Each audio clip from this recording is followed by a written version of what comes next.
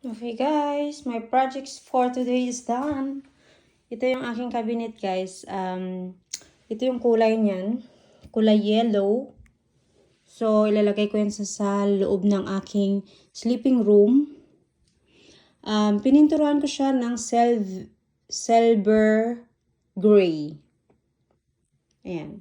Ito, hindi ko na pininturuan sa baba kasi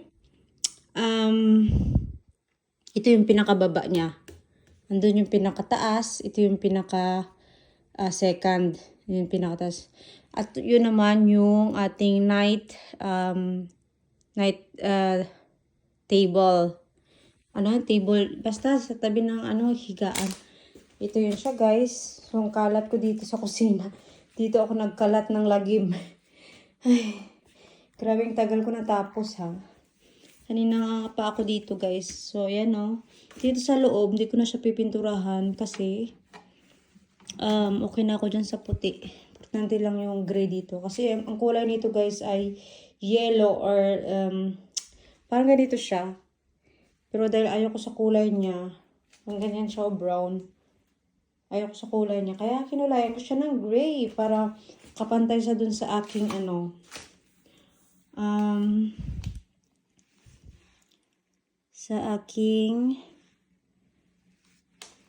sleeping bed.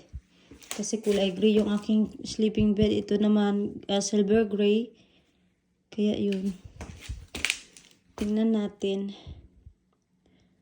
Ano yung magagawa natin sa ating cabinet.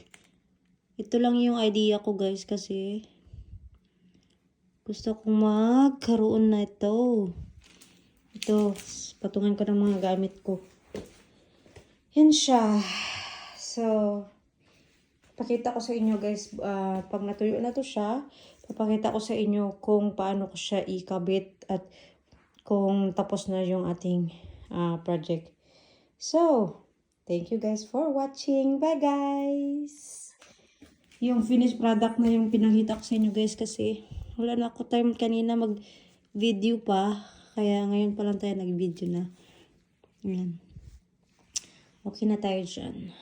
Yan yung ating ganda, diba? Table.